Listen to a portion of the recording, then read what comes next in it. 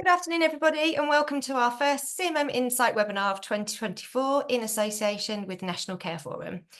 Thank you for joining us today for what is such an incredibly important conversation, so I'm really looking forward to hearing what our speakers have to say.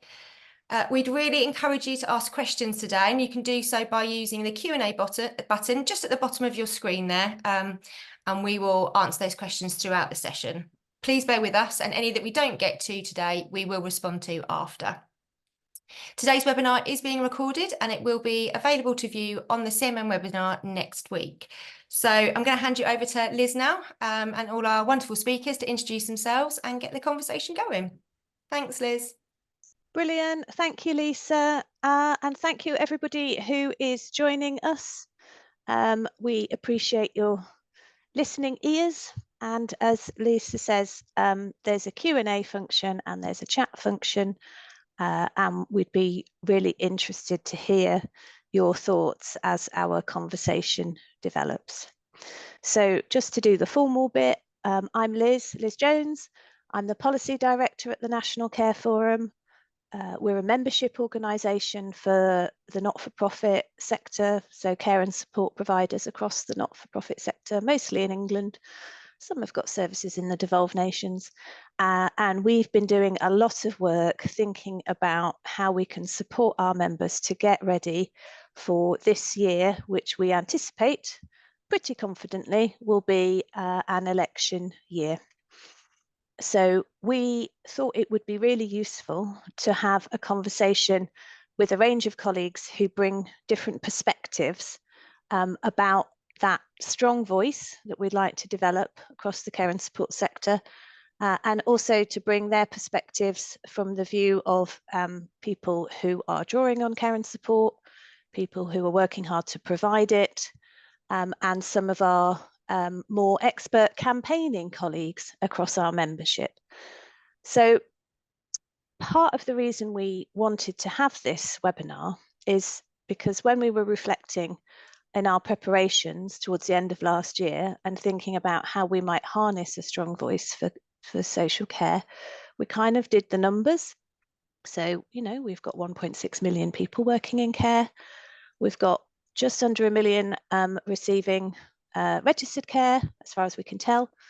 We've probably got another 1 million or more receiving other types of care and support. We've got 500,000 people waiting for access to care and support. We've got 10 million unpaid carers.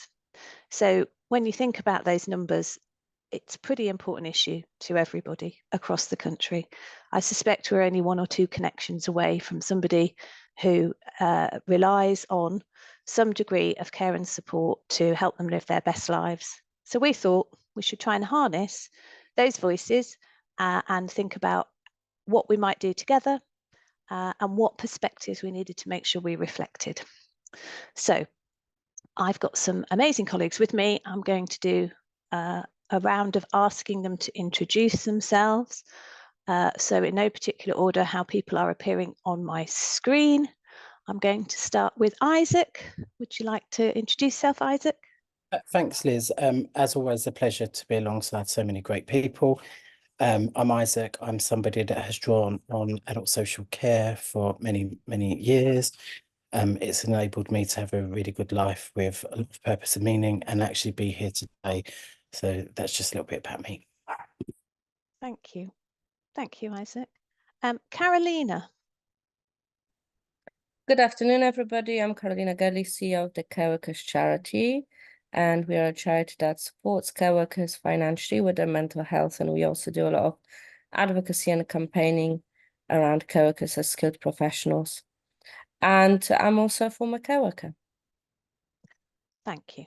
You probably didn't need any introduction, but I'm doing the polite thing. Chris. Yeah, hi, I'm Chris Kirby. I'm the campaigns manager at MHA. We're the largest not-for-profit provider of care homes in the country. And so we're gearing up for the general election and we're going to try and put care at the top of the political agenda. Fantastic. Making it a doorstep issue.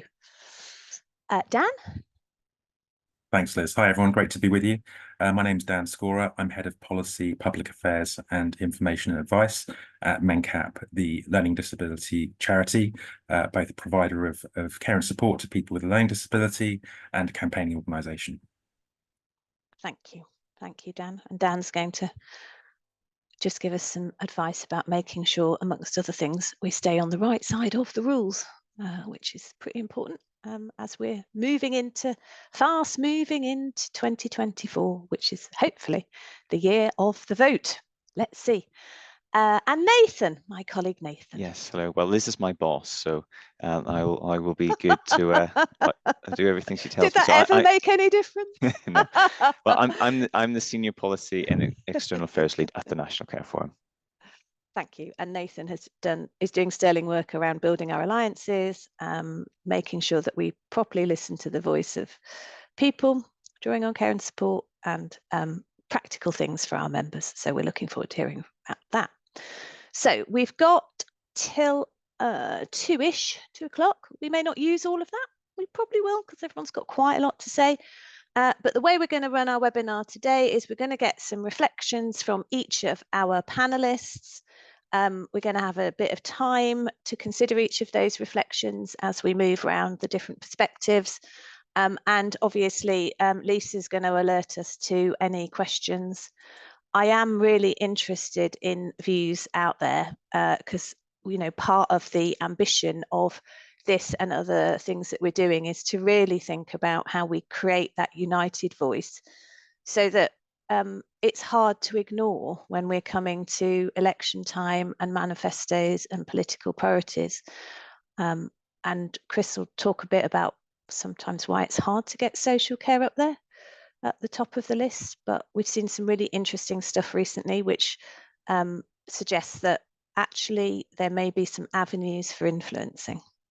So we're going to start with Isaac because all of this really is all about the people who are drawing on care and support, the people our members are supporting every day, and the point that Isaac made, how are we going to make sure that the voice of those people for whom we are trying to support to have that life with purpose and meaning, that best life that we can possibly manage together and support to make happen.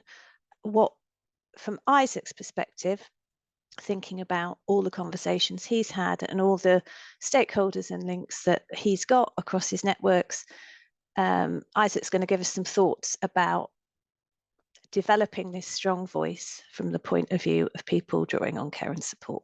So over to you, Isaac. Thanks, Liz. So I would have never imagined when I started my journey some 20 odd years ago being conveyed. Yes, conveyed in a police car to a mental health hospital where I spent 9 months. That would mean a lifetime of trying to advocate for the rights of people like me. You have to start with people, first of all. I often use the analogy of imagine having a conference about Black women and never inviting a single Black woman. That's how it often feels like in adult social care. We have big conferences, big discussions without actually including the very people we are trying to understand their needs, their hopes and aspirations. So I believe very much in how do we centre whatever we do in the experiences of people with lived experiences of social care, health systems, and we do that in an equitable and fair way. So clearly I'm not the representative of all people with lived experiences, but you would be surprised how many of you think that I am. It's how do we tap into lots of lived experience stories and experiences, even the ones that are not very nice. So often we want to hear all of the nice, wonderful things about social care, and there are many wonderful things about social care. But equally, there are many challenging things that we need to hear. It feels sometimes like all of the organisations are doing their own little bit, and how do we have a united voice to really celebrate social care, really shift the narrative? I was just doing a bit of a Google search this morning before I came onto this call, and all of the stuff that come up about social care was framed around older, frail people. It was social care is broken, there is a tsunami, they're bed blocking, all of this stuff. That's not my experience of social care. My experience has been how social care enabled me from a place of being just somebody that was stuck in my home doing absolutely nothing to having a life with purpose and meaning. And when I talk about life with purpose and meaning, having a job, having a relationship, being married, being able to do the things that we all take for granted. That isn't probably how most people would think of social care. I've only ever been able to do any of this stuff as a result of having really good support. And I always give a nod to great social care workers. The workforce is really important and how we can support them to do their best. So you probably wonder where I'm going with this is how do we bring together lots of different voices in a space which is often one full of deficit, often one that is competing with different agendas and opinions? How do we centre it around lived experiences more broadly, thinking about diversity of lived experience? And I'm someone that struggles on a daily basis, and expecting me to be able to coordinate all of that stuff and be there is just impossible. So we need the help of organisations such as yourself to be the conveners, the holders of those space, to recognise that through co-production, and it's probably a really wonky word, but actually through collaboration and working together, we can really shift the power dynamics that happen around the political agenda. What do you think the biggest issue where I live is politically? What do you think happens in those public assemblies? People focus on dog shit and trees. They don't focus on social care. And what happens is that there are people like myself that go along and talk about social care, but I'm one person. So how do we make this whole debate more accessible? How do we ensure that we shift from the things that matter to the majority to the things that matter for people within social care? And I think it's about minimizing those barriers. I've had the opportunity to work with Nathan, and I think one of the really, and you, Liz, and many of you here, one of the glimmers of hope was during COVID when we were really struggling to just get by on a daily basis. We were able to bring people together virtually to help the government really understand what mattered to people.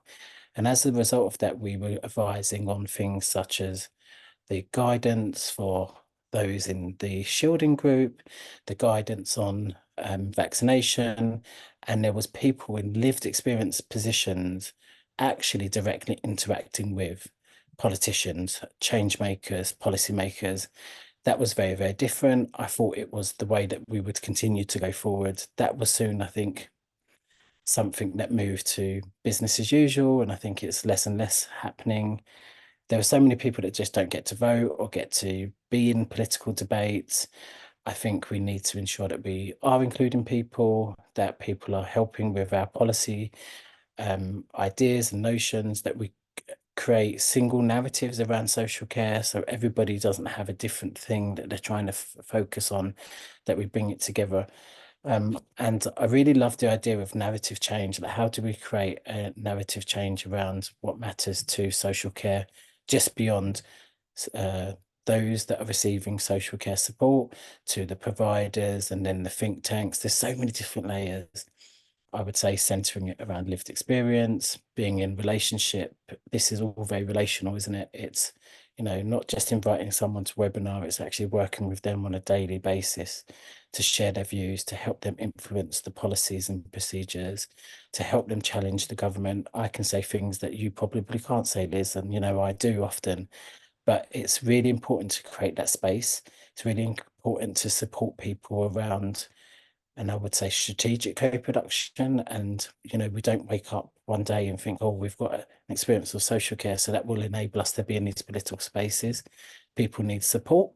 They need real hand-holding. They need to have payment and infrastructure around their involvement. But absolutely, there needs to be much more of a drive to business as usual should be including people and centering our work around people's experiences. So can we explore that narrative change a bit, Isaac? Yeah, so the current narrative around social care is it's broken, There are lots of bed blockers. There are lots of crisis. It's all this deficit model, isn't it? There's nothing about abundance. There's nothing about what a difference it can make in people's lives. Every organization will be focusing on their little bit of their patchwork, I call it, and really thinking about how they create change around maybe the rights of people with a learning disability, the rights of older people.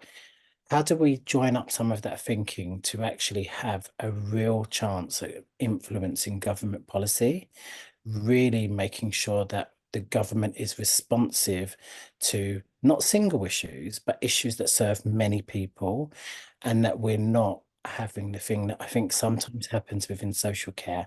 Our passions and our beliefs stop us working collaboratively.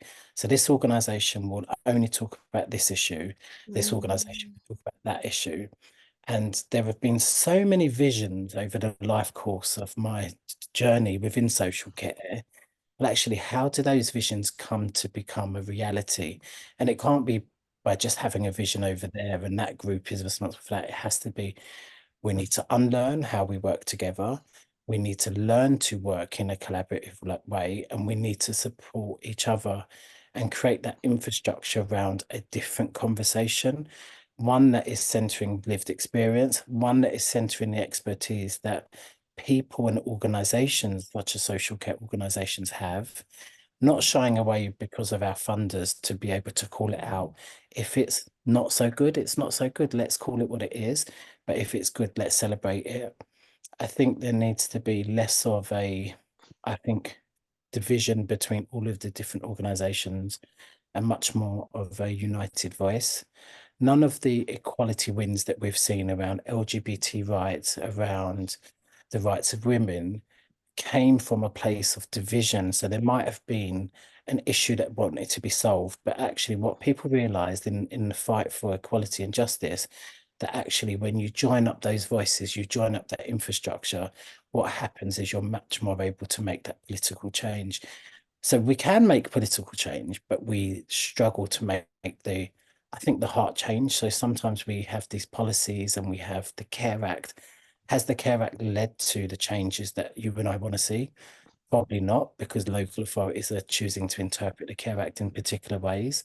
How do we really get people to think about, this is about the hearts and the minds together. This is about doing right by people, and we can all play part of that journey to a world that's fair and just. And actually, social care isn't the correlation of health. It's actually recognized as a unique contribution to people. It's a unique contribution to society. It's a unique contribution to the economy, and all of those things we can absolutely talk to and speak to if we're less precious about our own little bits.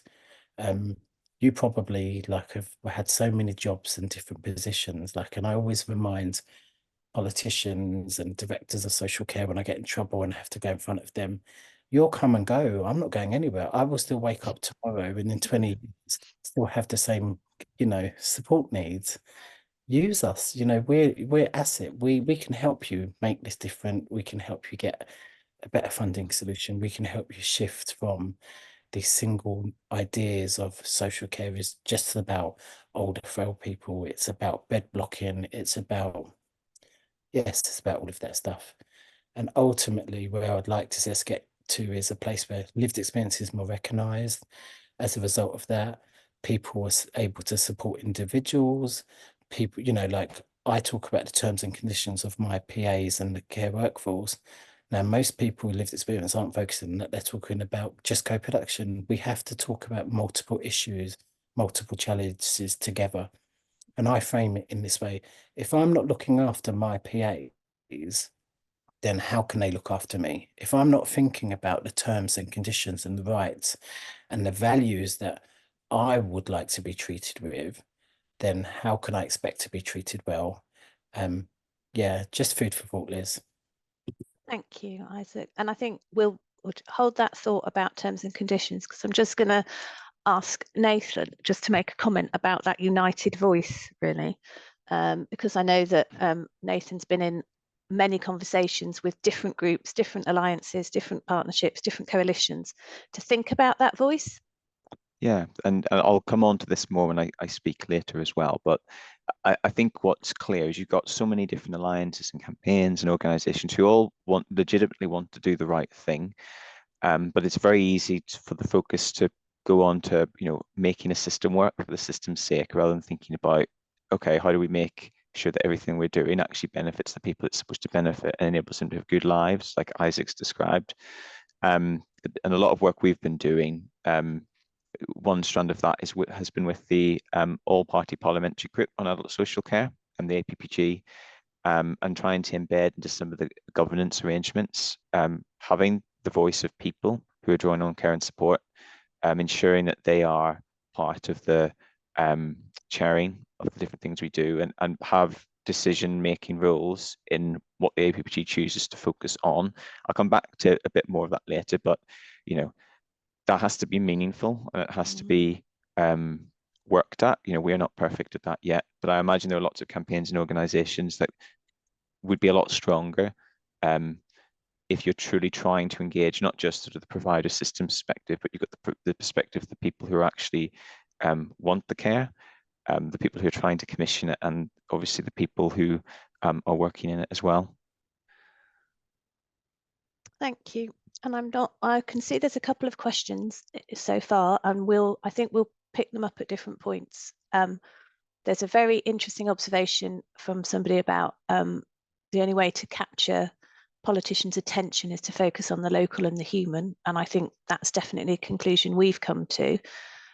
So we've been doing some work to produce a toolkit to support our members, well, whatever role really. In the question, it talks about an example of registered managers to understand and engage with politicians, particularly prospective candidates in marginal seats. And I think that's absolutely a key kind of tactical angle. And we can share a bit more about that. And then there's a question about Labour not saying anything about money. It's No quite one says deliberate, anything about I'm money. afraid. Yeah. And I think Chris might give us some reflections when he chats a bit more. I mean, we could talk a while, couldn't we, about what Labour does and doesn't say. There's been huge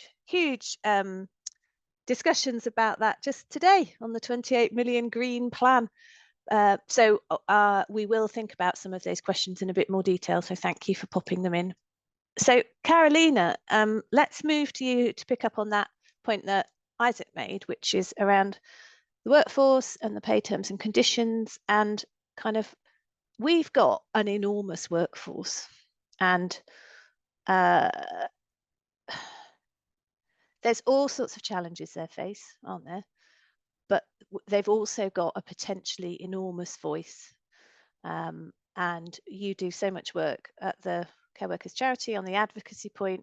So interested in your insights really in how we support you and others to help people who are working in care, without whom we can't do any of this, without whom a lot of society would not operate.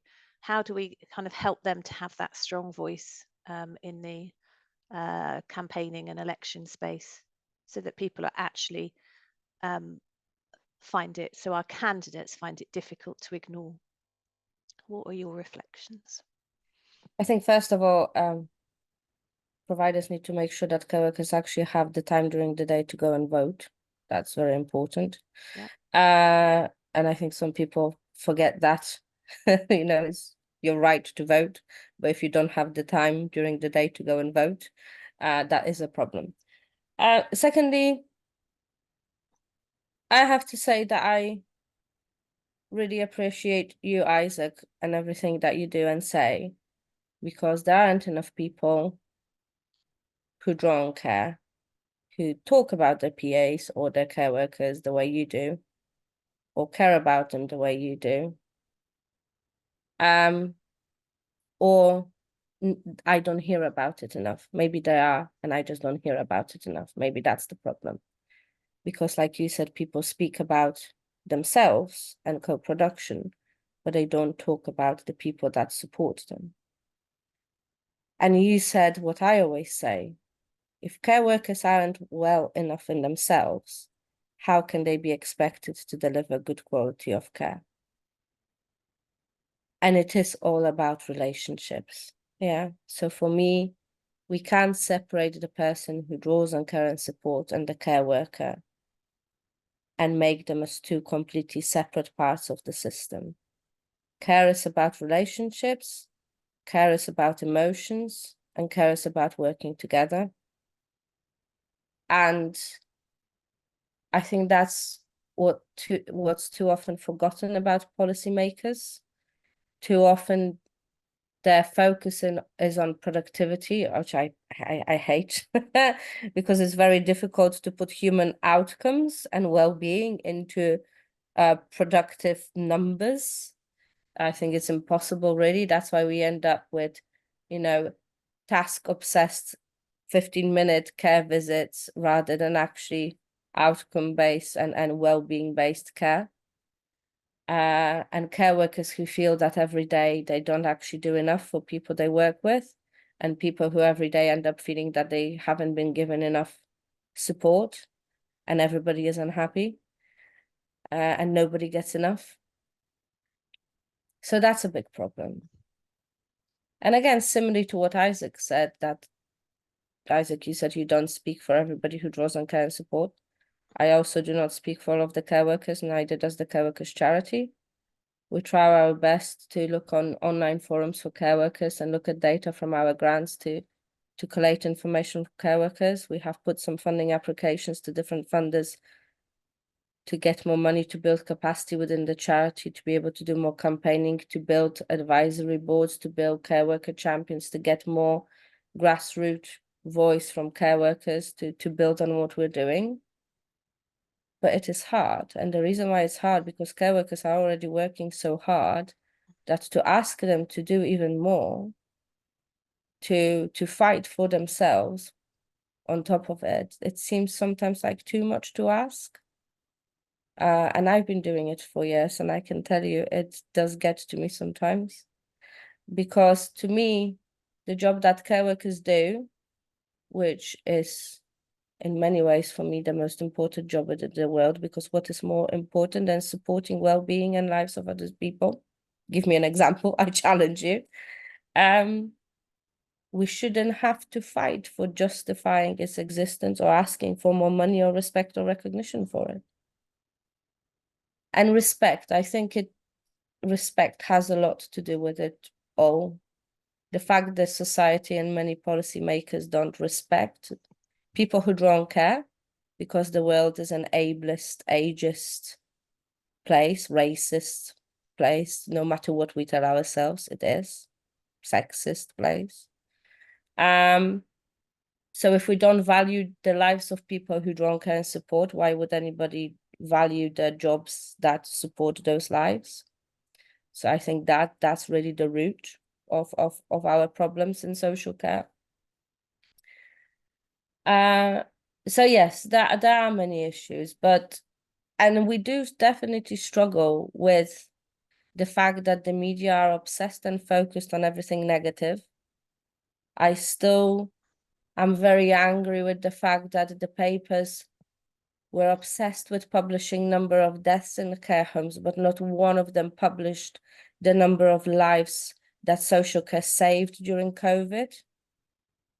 How many lives did care workers and people in social care saved through the hard work and many sacrifices during COVID?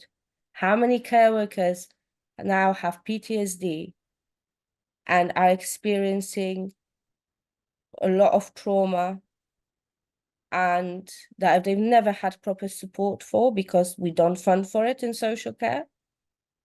And that's very difficult. So, and I think the problem is that social care doesn't win votes. Social care always seems to lose votes because people get obsessed about the funding models. People get obsessed about one way to fund it. So then one part of the society is like, oh, we're going to lose out our pensions, our homes, whatever else on it.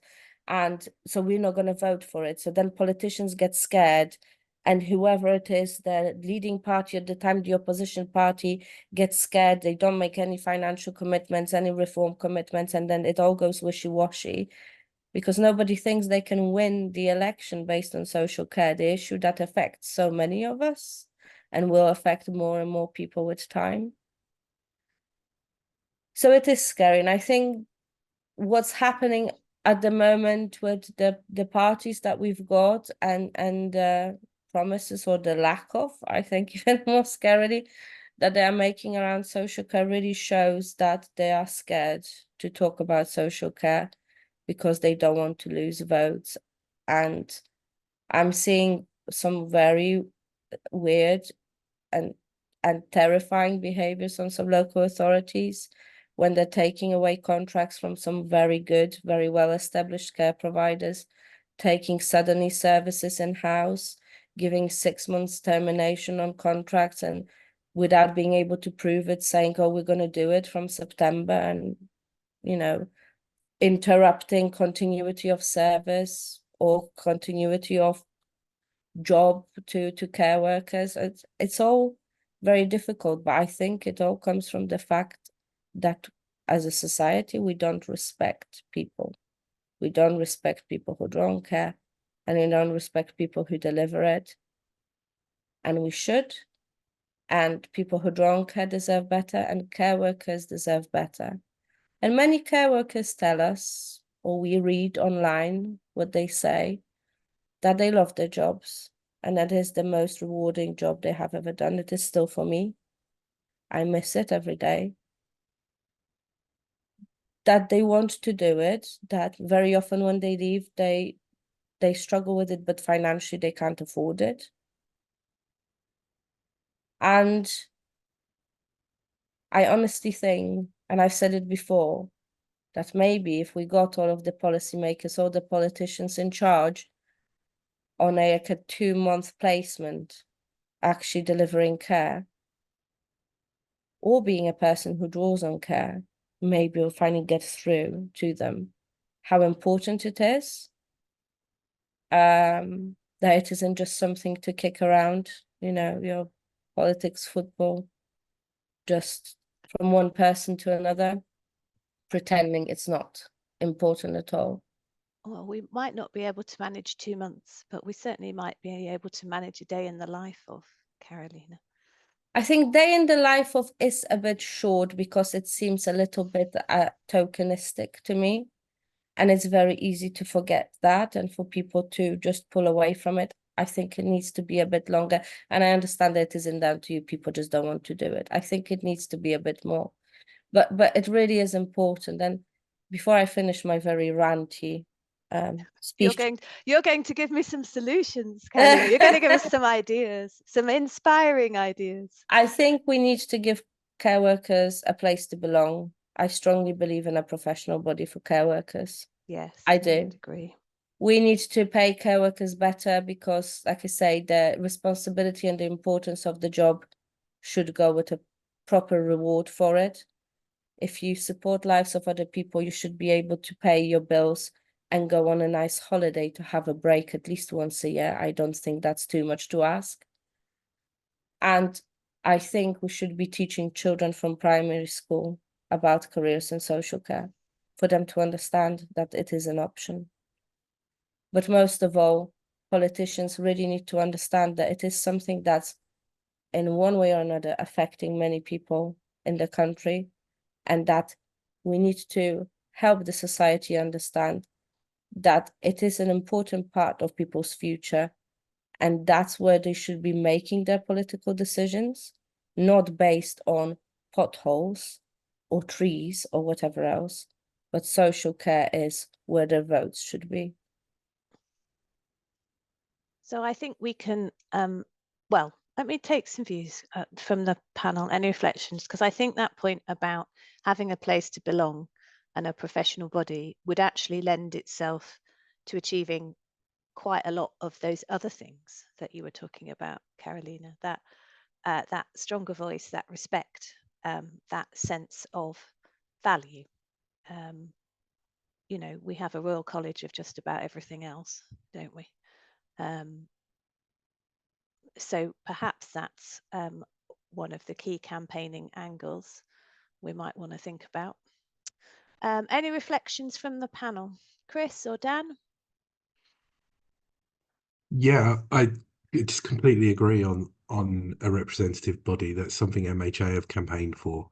And you're right, Liz. There's a Royal College of absolutely everything else: accountants, town planners, you know, every other job under the sun, and not social care.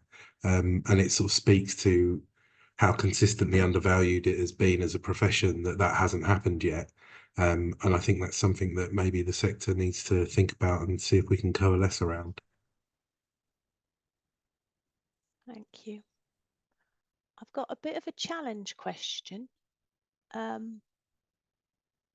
which is that the conversation around social care either entirely avoids or alternatively obsessively focuses on funding. Given the realities we're unlikely to see suddenly enough money or enough people wanting to work in social care, what other solutions such as new tech do you think we can use to meet the massive demographic shift? And I do think technology has got a huge part to play, but it's got to be technology that complements what's currently happening and offers more choice and control rather than replaces people. But I think we have got a real workforce challenge, haven't we? And we've seen quite a diverging government response, which initially welcomed the idea of international workers to help us, and now seems quite hostile to that idea. And there are lots of ethical considerations actually about recruiting people from lower and middle income countries that actually need those people there to provide that care and support. So whilst our international colleagues are hugely valued and valuable, they're not probably the long-term solution. So I do think that we probably need to acknowledge somewhere that there are different ways of doing things as part of that reform we're looking for. And I think there's quite a lot of technology that might help us with that. I don't know. Observations from the panel before we move to a bit more, getting a bit feisty about our campaigning. Isaac. So I'm yet to, and if this is out there, please do let me know, to find a bit of tech that shows love and relationship. And so if there is, please let me know. But also thinking about how much money politically has been invested in tech solutions compared to people solutions. So are we creating problems for the future? And I think we are. So, you know, people will be displaced as a result of tech. Many of us are reliant on people coming into our homes, and they may be our only human connection. I don't think you'll get that from an Alexa or any sort of tech. I think the idea of tech to support care workers is great, but I'm going to use an example. So where I live, they've brought in a piece of tech to do care planning. What do you think happened? Rather than people having conversations and recording that afterwards, now in front of my face, someone's got an iPad recording and disrupting that human connection. I think many of us with lived experiences do welcome tech, but you need to co-produce it. It needs to make sense to individuals, and you cannot replace human connection and love and kindness and relationship with any sort of tech. And if you can, let me know, because I'll be looking for it. I haven't found anything yet, Isaac. I've found some useful bits of kit that do many other things, but not that. Nathan, you've got your hand up. Yeah, just building on kind of what Isaac said, and perhaps widening this, rather than offering a solution, but just thinking about this on a wider level. I think tech is important as part of the solution, but as Isaac said, it has to be used in a way that enhances the independence and choice that individual people have. Yes, that might include, ensuring that care workers can do their jobs more effectively. But how do we use tech, and how do we think about models of care and the way in which care is provided in a way that strengthens community cohesion, strengthens the connections people have? and even going beyond that, if we're, it's very in vogue to talk about population health management and population health outcomes. Well, what about thinking about population well-being, population connectivity, social cohesion? What are the things we need to do, of which social care is a part, to sort of push in that direction? Because at the moment, kind of all our modelling and all our assumptions for the workforce of the future is based on, let's continue with the type of care, the models of care that we've got now. And I think we all know it's probably unsustainable. So we've got to think of ways that do this better and work with people. Yeah. Not, as I say, not an answer, but maybe we just need a different perspective. Where we can focus on that human connection, and find ways of doing some of the other stuff with a tech-enabled world. So there's two questions. Before I move to Chris, there's two questions that are quite similar, really. I think as we go through our discussion, I think we'll try and answer them, but they're good challenges to us. So Dree says that there's lots of division, as Isaac mentions, lots of different division between different organisations representing the care sector, but we need to join up. How do we think we're going to join them up? And Simon Bottery throws us a very fair challenge that says we've got to think about what we can unite over and where we want to compromise. And his example is that the National Care Forum, as a not-for-profit membership organisation, really believes that not-for-profit care is a long-term sustainable model, and we should have more of it.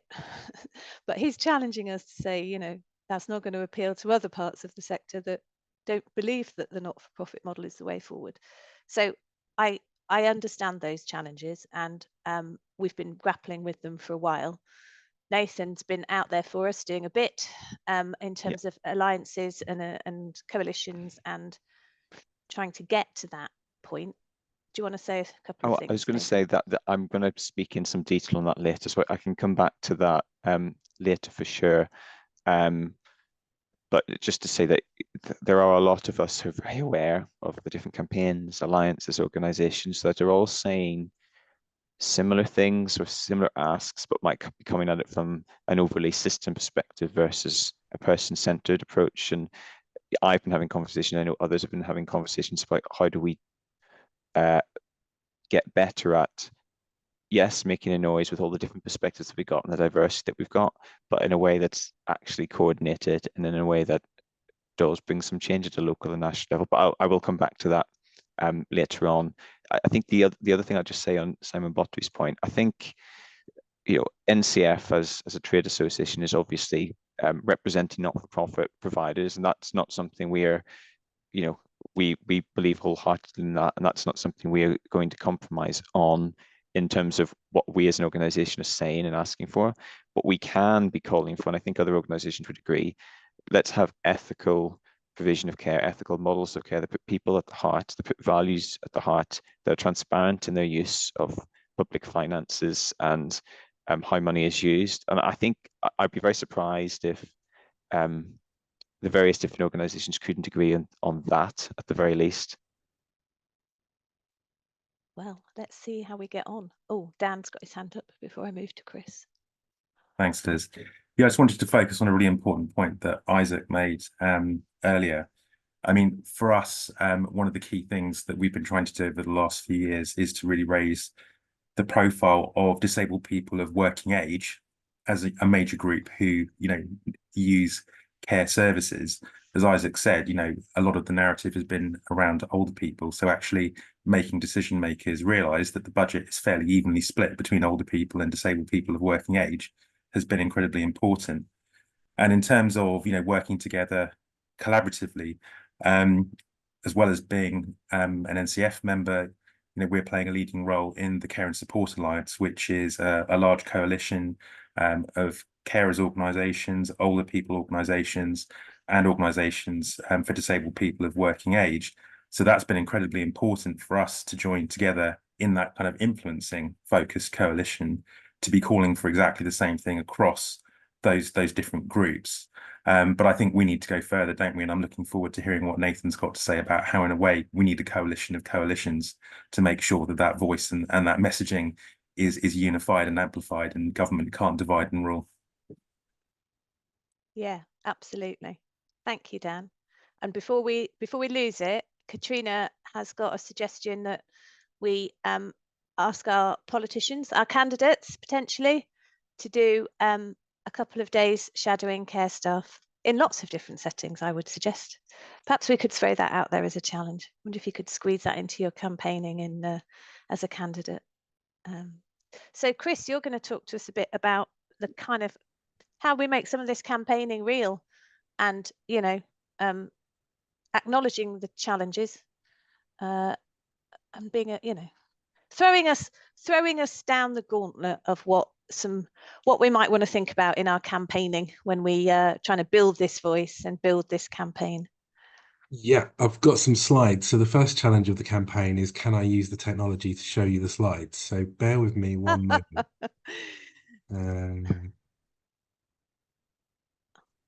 Okay. So a joint voice for social care at the general election, which I think everyone on the panel, don't know what's going on there. Can everyone still see me? I'm getting error messages. Yes, we can see it. See it's all you. good. Can see it. Okay. It's all good. Full Okay. slideshow. Ignore the error messages. Right. So a little bit of context, I think, probably before we get into where social care is. As you mentioned, Liz, it looks like there's an election this year, probably an autumn election. I think the first point I want to make is whatever happens, there are going to be a fairly unprecedented number of new MPs, even if we get the Conservative government are re-elected. Something close to 60 of their MPs that are currently sitting have announced that they're going. So that's a remarkably high turnover, even if those seats don't change hands. Lots of new faces for us to try and get our teeth into, if I can put it like that. Lots of new people to influence who won't have had 14 plus years of this is what needs to happen in social care. And I think probably that's the first of my challenges is that the sector needs to think about its tone or its vibe, because I think sometimes we sound a little bit defeated when we begin our conversations. You know, we've all been, how many times have we made this argument? How many times have we talked about funding? Someone in a meeting with me yesterday mentioned DILNOT. I mean, I was around for DILNOT, and lots of the current MPs were around for DILNOT. Well, you know, we need to brush ourselves down and go again. And we're going to have some new faces to engage with, and that's the first challenge, I think, because if we sound like we don't think we're going to get anywhere, then we're definitely not going to get anywhere. Probably looking like a change of government, not definitely by any stretch of the imagination. The swing that Labour needs to return a majority of one is something like 12%, which is fairly unprecedented. But I would say probably likely, at least, unlikely there will be a majority Conservative government after the next election, but let's see. Then specifically, I just want to touch on social care. So I think we need to have an honest discussion with ourselves as social care campaigners as to why we're not on the agenda in the way that we should be. You know, 1.6 million people working in care. Care homes are going to be the largest economic jobs providers in many, many constituencies around the country. Why aren't we more on the agenda? Nearly 2 million people in receipt of some kind of care, 500,000 people on waiting for access to care. And if you look at these slides here, just 2% of people saying that aging and how they age is the biggest issue facing them. Now, why have we failed to get ourselves on the agenda? And I think partly it's the way that we talk about care and the way that the public understand or don't understand what care means. So we did an event earlier in the week, we being MHA, with Ipsos, and they've done some polling on public perceptions of care. 44% of people think that the NHS provides the majority of social care. 38% think that social care is free at the point of need. I mean, that is a colossal failure of our messaging, that people don't understand that in later life they're likely to have to pay for a proportion of their care. 40% of people very or fairly confident in the ability of care services to provide care. And that's an interesting figure. So just 4 in 10 people are confident in the ability of social care to provide care. So why isn't it a bigger issue on the political agenda? And 53, the flip side of that, 53% of people not at all or not very confident in the ability of social care providers. So I think a big part of it is that we need a little bit of a message change. So how do we get ourselves on the agenda? I think we need to find common ground, and that's beyond our own sector. Social care is one of the main driving points of the crisis in local government finance issues that we're seeing councils going to the wall around the country. Surely there's some joint work that we can do there to put funding of social care and funding of local councils on the agenda. I put pensions on there, which is an unusual one maybe, but pensions are one of those issues that nobody wants to think about, but are really important. And in recent years, and in a way that's not dissimilar to social care, nobody wants to think about their end of life care until it's right on top of them and they've got no choice. So how is it that and maybe it's because it's linked to finance, but the Treasury see people having a pension at the end of their life as a major financial risk to the government and a major issue. So we've had government ads on TV, we've had changes in legislation. How was that able to be got to the top of the political agenda? It's boring. Nobody wants to talk about it. I never want to think about my pension, and I'm in my 40s. So how have they got there and we haven't? And there's maybe some reflection to do there. Are we searching for a vegan lever moment? This is one of my favorite talking points. So when we were putting together the event with Ipsos, I asked them why they never poll people's opinions on social care. And the answer came back, people don't understand it. They don't know where the NHS ends and social care begins. And they said that basically we need a pre-loved or a vegan lever moment, and we need to change the way we talk about what we do. So recycled goods are now pre-loved goods because nobody wants something that's recycled, but you're happy to wear something that's pre-loved. Nobody wants something that's called faux anything, but you're happy to wear something that's vegan leather. How can we talk about what we do in a way that opens up understanding for the wider public? What messages, what language? Isaac was brilliant earlier talking about the patchwork of organisations all focusing on their own bit. Well, we're all also using the same language, and it's a language that's failed to put us on the agenda. So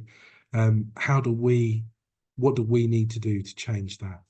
And then not wanting to steal anyone else's thunder, but speaking with one voice. We're not going to change the world with MHA doing one thing and everyone else in the care sector doing their own little thing as well. There are challenges around what we can get together on, but I don't think they're insurmountable. We don't all have to absolutely agree on 100% of the agenda to have a commonality of talking points. And I think that needs to go beyond this election. If you look at what Labour are saying about even key policy pledges that they've had for years, the £28 billion green agenda today, if they're not wanting to talk about something that they've campaigned on for years, then they're definitely not going to want to talk about something that they've tried to avoid for years. So this is going to go beyond the general election, whoever wins it. And coming together as a sector needs to be for the long term, not just for the next 6 months.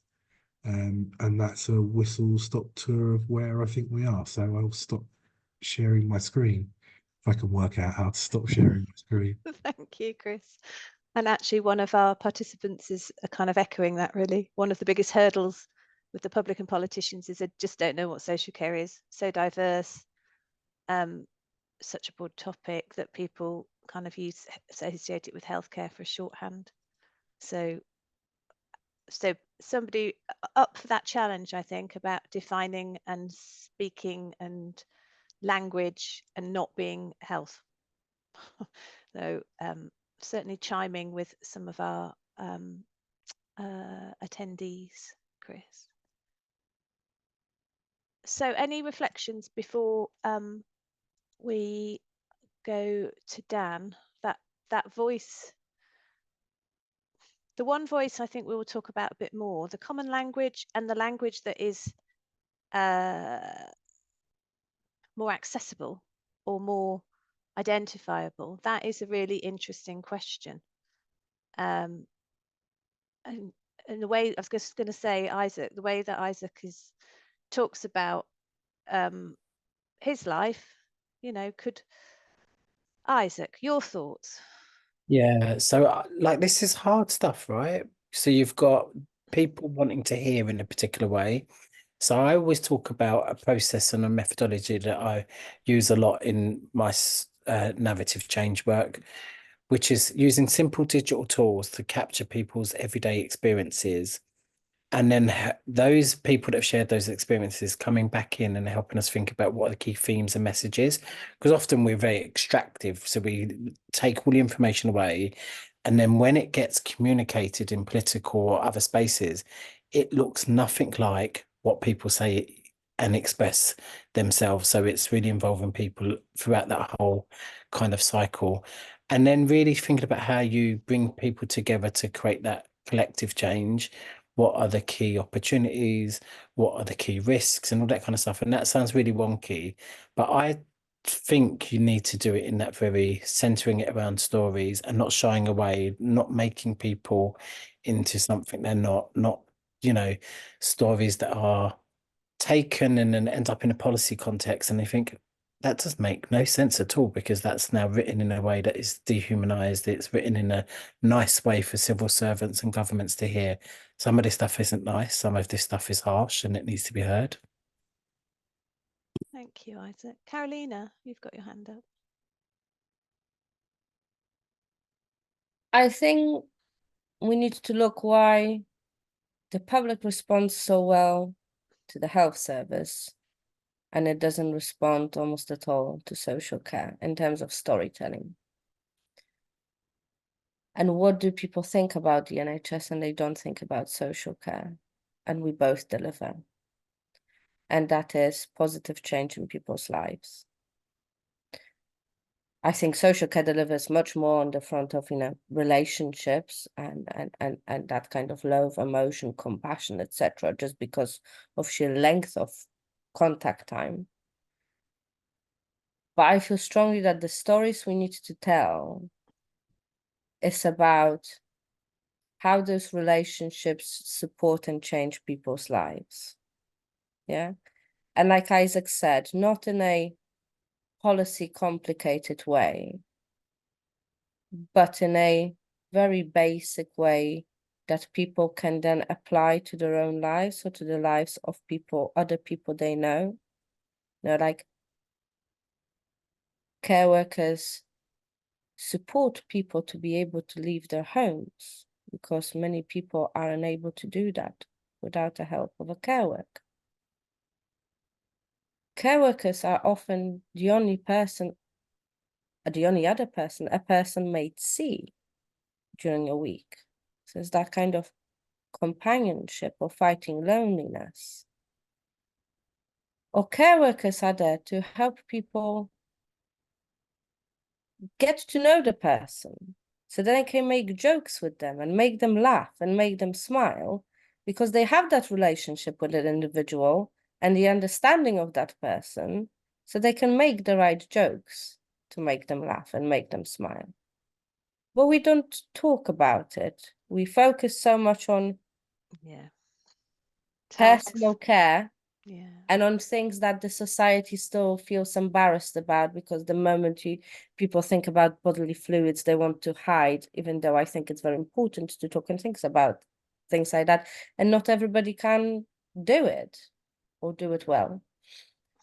But yeah, there are so many things that I think we need to tell more stories without undermining the skill that it takes to be a care worker, because that's also important, because you need to have the right values. You need to have the empathy, the compassion, the love to be a good care worker. And also, you know, in many cases, it includes a lot of clinical skills and a lot of other skills to be able to do it well. So we have to be careful in a way how we do it, so we don't undermine who care workers are as people and as professionals. But it is those positive stories of changing people's lives, of, in a way, where a person is or was without that support, and how different their life is with that support. How transformative social care is to people's lives. Because it really does change people's lives. And I think we don't talk about it enough. We get bogged down with the negatives, or like I say, personal care, and the things that people really don't want to talk about. And very often we focus on things that the society still perceives as taboo. So again, people don't want to talk about it. And it's things like, for example, dementia, death and dying, and personal care.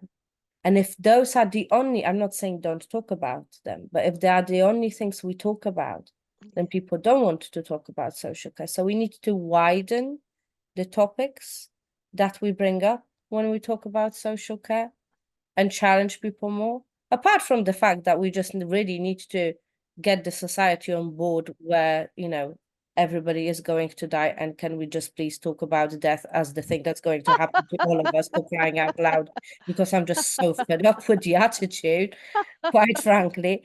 Okay. But yeah, it is the narrative of variety and transformative change that care workers can bring to people's lives that I think we need to push.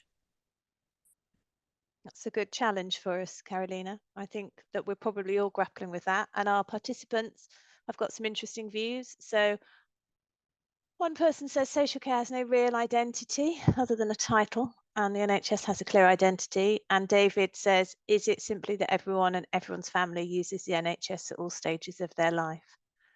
And I think that, well, they expect to be able to. Whether they are able to, I don't know. And we have a really good challenge from somebody who said, we mentioned unpaid carers, the 10 million unpaid carers at the start. It would have been good to have had an activist unpaid carer on the panel. Agree. I didn't think of that, but I will think about that in future.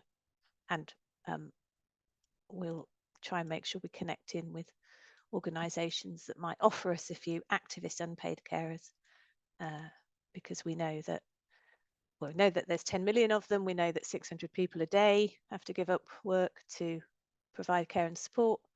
And we know that they are massive, massive contributor to the economy. I can't remember what the amount was every day now, but it was some extraordinary number. So good challenge there. I accept that challenge. Isaac, you've got your hand up, and then I'm going to go to Dan. Sure. So the thing on unpaid carers is, I think, such an important point. And when I think about my own, you know, accessing social care, the fact that I have PAs, they do probably 30% of the support. The rest of it is my family, unpaid carers, you know, and it's really important to recognise that. I would like to push back a little bit on that social care doesn't have an identity. Maybe we haven't embraced the identity, but we have an identity, we people that use social care. And it's not that deficit model, that broken thinking that this, we don't have anything to contribute. We do. I think social care has a brilliant identity around the possibilities of supporting people to have really good lives. Yeah.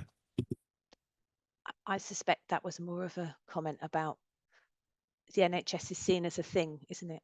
Seen as a thing. Not that it is a thing, because it's a combination of lots of different organisations, quite a lot of which are self-employed people that run their own private businesses, by the way. But yes, point taken, Isaac. Absolutely. Okay, Dan, you're going to tell us a bit about things that happen at MenCap and also things we need to be mindful of. Yeah, thanks, Liz.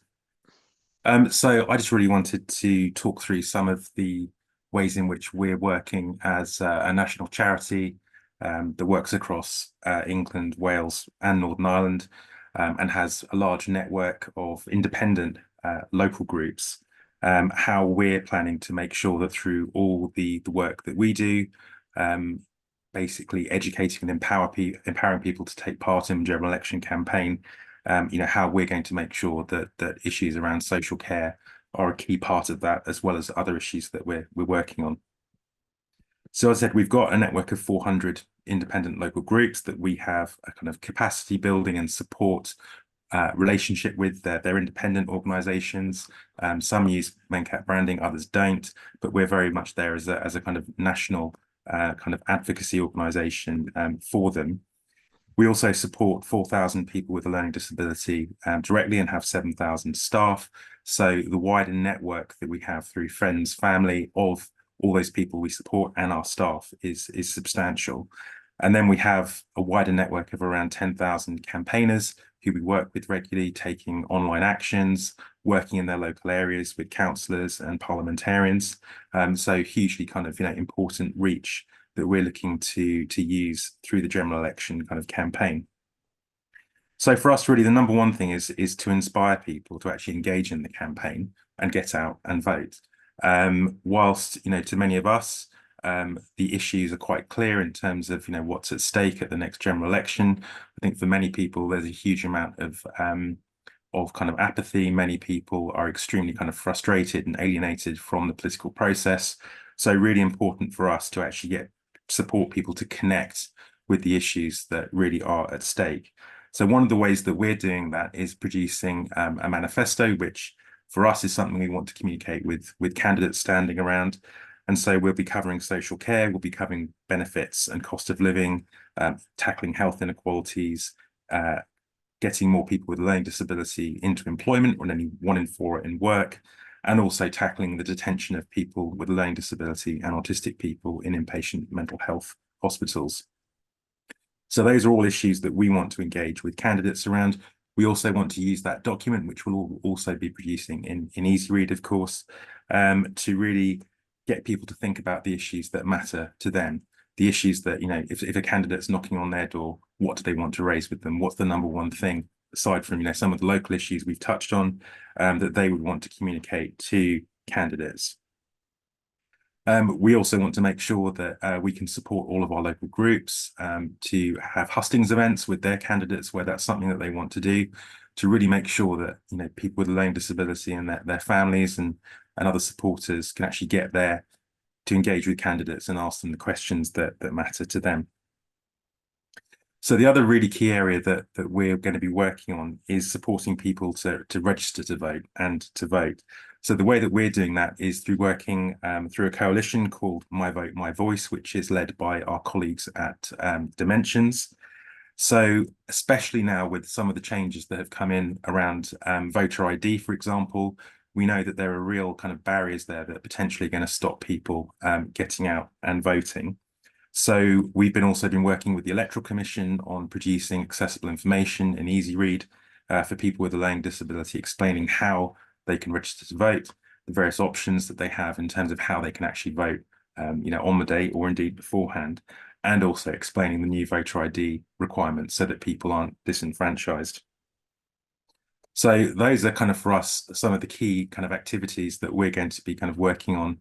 I said We were talking about when the election might be. I mean, we're very much getting ourselves ready for a May the 2nd election, and making sure, you know, that we can be ready to go with work in the coming weeks should the campaign be announced, as I think it would need to be by the end of March. So I just wanted to also just touch on the Lobbying Act, because that's something that kind of strikes fear into kind of many organisations, and kind of makes people think that they're not able to, you know, to campaign during a general election period, which is absolutely not the case. Organisations just need to be kind of considered about what they're doing. And I think it's clear that for those of us that work in charities, if you're sticking with the Charity Commission guidance, then there should be no issues around being impacted by the Lobbying Act. And I think, you know, the kind of tactics that I've talked about are exactly kind of those that are going to steer you away from trouble with the Lobbying Act. Having said that, there are certain things that, you know, we wouldn't do. So, for example, we wouldn't produce a document comparing all of the parties' policies on social care, and then kind of, you know, giving that to people and saying, oh, you might want to look at this to decide who you want to vote for. That potentially is, you know, is a step, might be kind of considered a step too far. But it doesn't mean that we can't speak out about the issues that are important. It doesn't mean that we can't speak out, you know, through the really important debates that we no doubt will have about funding. I mean, as we touched on earlier, all the political parties, and I think we have to be clear, it is all the political parties, have used funding of social care as a political football to attack each other, to actively undermine each other's own constructive proposals. And so really, you know, the blame has to be shared round on this, that there hasn't been a constructive cross-party approach to try and actually solve issues around social care funding. We've seen at least 2 general election campaigns, you know, where social care funding has been weaponized in an absolutely destructive way that has undermined constructive ways forward. And of course, recently, you know, we've seen the government failing to move forward with some of the proposals that we hoped were actually going to be put in place.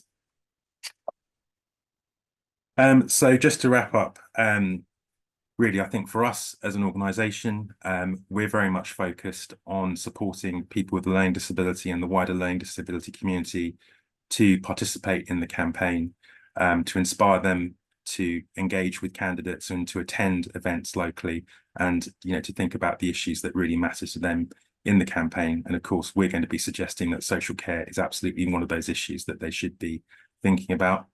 I mean, of course, for us, you know, in England, there are only around 130,000 people with learning disability out of 1.3 million who actually get social care support, which of course it should be, you know, in all likelihood, much higher. So given the level of unmet need, as we mentioned before, it's such a vital discussion for us to be having. One thing we will be doing, certainly in terms of our staff, is kind of giving guidance to our colleagues about engagement on social media during the general election campaign. Obviously, that can be a pretty heated and contested space, and we're going to be just giving very clear guidance to our staff around how they navigate social media, where their biographies, for example, associate them clearly with the organisation, and the kind of things that, you know, it's appropriate for them to be kind of saying and doing when they are kind of affiliating themselves with the organisation, not trying to in any way restrict what they can do or say, but just trying to make it clear that, you know, where they could quite easily bring themselves or the organisation into hot water quite easily, given we know the kind of tensions in the general election campaign that are likely to come up. So that's it from me, Liz. Thank you. Brilliant. Thank you, Dan. And if the panel will forgive me, I'm going to move to Nathan, because I'm conscious there's been quite a few things in the Q&A where I think what Nathan will be talking about might help, and it also picks up on, follows on from what Dan's been saying about supporting people. We'll come back to a couple of supporting people and staff to get involved in campaigning. We'll come back to the point that Derek makes about more engagement, and we'll come back to the point that Max mentions about economic arguments, because I feel like we've made them quite a lot, but on the spirit of not being disheartened, I think they're really important to keep making. So we'll come back to those, but just wanted to hear from Nathan about some of his work on coalition building and also equipping folks with stuff. hopefully everybody can see the slides, right? Can you? Can't see Are a they slide appearing? yet. No. Okay, No. let me try that. Let me try that again. How about now? Yes. Perfect.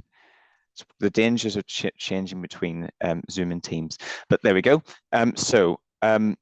I'll just launch straight in, and I think we've been talking about this already. This is just a very small selection of the different campaigns, alliances, organisations that are all talking about adult social care reform. You've heard about a few of them today as we've been speaking, and all of them tend to have very similar aims, but they might come at it from a slightly different point of view. And so the thinking that we've been doing as NCF is how do we, as the Trade Association for Not-for-Profit Providers, align properly and appropriately alongside some of these campaigns, or how do we get behind some of these campaigns in a way that, you know, maximizes what we want to say, but actually creates a more coordinated voice. And I think in the work that we were doing, it's quite clear there's not only an overlap of kind of organizations and individuals involved in a lot of these different things, but you know, there's the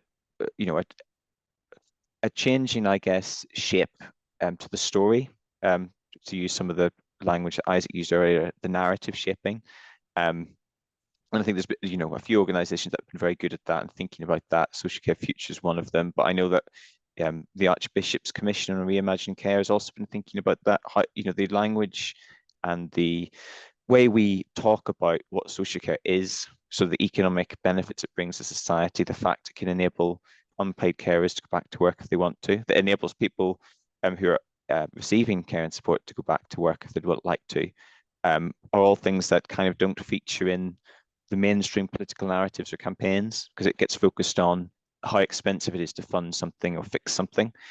So that got us thinking about, okay, how do we work better together? How do we come closer together to actually run something that makes people sit up and listen? I think wider than this as well, there's a whole lot of cross-cutting issues, you know, issues around poverty, issues around people's basic human rights that cut across this and many other areas that are affecting people. And so there's a wider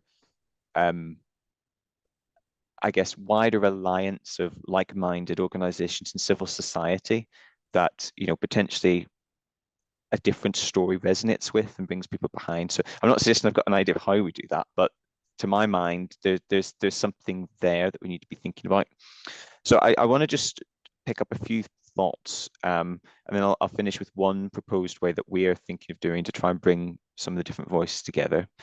So we are part of the all-party parliamentary group on adult social care, as are a number of different organisations here. And so a little wave from Isaac there. I am one of the co-chairs of the working group of that body, and my co-chair colleague, my other co-chair, is a member of what we've called the Lived Experience Advisory Group. So Hope, who is the co-chair, is somebody with lived experience who helps lead up that group. And the idea, as I talked about earlier, is to try to embed governance arrangements which actually give a meaningful role to people with lived experience in the development of what the APPG does, how it interacts with politicians, and just tries to shape the way we're thinking about social care. We definitely don't have that completely perfect or you know, the way that it will need to be, but it's a work in progress. And as far as we can see, that there are not many, if any, other APPGs that have made the same commitment. So we'd love to see something similar happen in different campaigns, because we think that will really help focus and coordinate the voice. I think, and just to give you an idea of kind of some of the work that we've done. So, you know, we've worked with other organizations here. So we worked with the Care Workers Charity to bring along care workers and the people that they are supporting to a round table. I think it was last summer, thinking about how we, essentially, how do we engage MPs in thinking more carefully about what care and support is and what it actually means for people, both people accessing services and people working in it, and what needs to change, and just being able to, you know, bring a collection of organisations to the APPG together gives more clout and more ability to actually get MPs to sit up and listen. We've also worked with the My Voice campaign, which was raised, I think, by Dan, and certainly, you know, we ran a parliamentary reception last summer, just to get people and politicians thinking about, you know, not only giving people who access care and support the ability to vote, but more than that, give them democratic rights. What about them being represented and elected at elections? You know, what better way to put social care on the platform if people who've got a real stake in it are actually elected and are standing for election and making it an issue? So what more can we do as a collection of organisations to push in that direction? And certainly, you know, the APPG wants to continue pushing in this direction, continue working to try and broaden all the various campaigns, and try to in some ways provide a forum to coordinate some of it, is perhaps the way I would think about it, a platform that enables the different campaigns and issues to actually be raised in Parliament in a cogent way. But we'll see what we can do there. And then I just want to talk briefly about NCF. Just going to skip the next slide for time's sake. So we are thinking about how do we as a trade association you know, support our members to actually draw upon the voice that they can access, not only them as providers and employers, but the people who are working for them, the families and the people that they are supporting. How can they empower the people and the communities that they are placed in? And how can we do that at a local level? So we've got the national level and the need to pull together all the different coalitions, but at a local level, how can individuals be empowered to engage with current MPs and local government politicians, but also candidates in the future elections? So we've pulled together a toolkit for that. Very similar things to what Dan was describing in terms of support for how you run a hustings, support for how you write a letter, easy read guides. How do you get involved in local democracy? These are the things that are going to make social care a grassroots issue and put pressure on politicians to actually talk about this more. We can say all we want at a national level, but really the pressure has to come from constituencies and has to come at that local, relational, human level.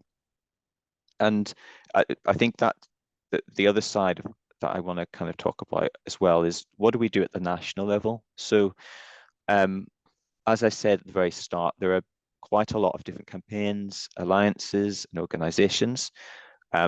We as a trade association are quite, you know, we don't have the influence of some very big organizations in terms of campaigning.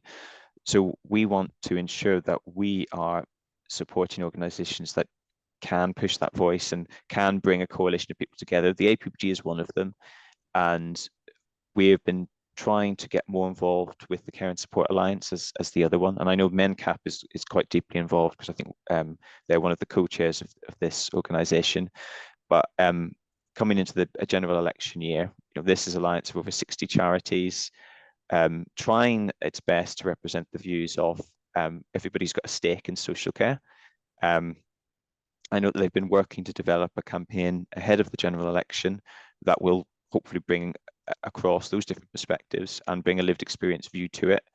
And I think we are going to try and incorporate a lot of the work that they're doing into our own campaigning and try and use it as a rallying point to bring others in. That might complicate the message. It might make things more complicated, but, you know, alongside the myriad of voices that we've got and the special interests we've got, it's also important that we are pushing something that can get traction on the high level issues. So I think earlier in the call I discussed, you know, how do we talk about models of care and what's appropriate when maybe one trade association represents for-profit and a much wider selection of providers versus ourselves representing not-for-profit. Well, can we talk about ethical care? Can we talk about the transparent arrangements that you need? Can we talk about human rights for people who are not only working in care but accessing it? And all of those things. I'm going to stop there, so as we've got some time for questions, but that's kind of where we've got to. Not quite this is exactly how we're going to do it, but starting to shape the thinking and the narrative and that commitment to actually working together to make a real difference at a local and national level. Thank you, Nathan. Those were interesting. I've not seen those slides. That's very interesting overview of what what we're looking at in terms of that joint voice. So I think just to pick up on some of the questions that were in the chat,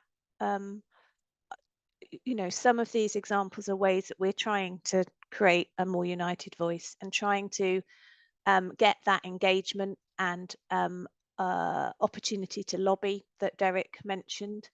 I think one of the things that we've included in the toolkit is the potential to talk about your role in the economy in simple language. You know, you'll be an employer of a certain size in a locality.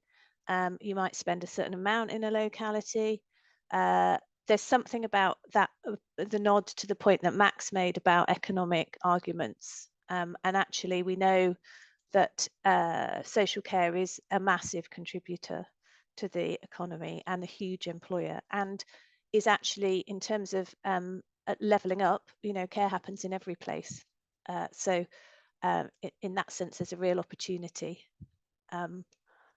And yes, David, we are working with the Home Care Association as well.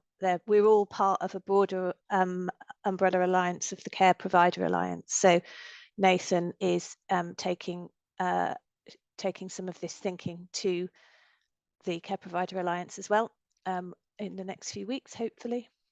So I think. Can I just jump in on that last point? So yes, we're working with other members of the other trade associations in social care who collectively come together as the Care Provider Alliance, and we're certainly having conversations about how can we align a lot of what they may want to do with what the Care and Support Alliance is going to do in other campaigns are saying, and that sort of stuff. Yeah. So we're actively having these conversations at the moment.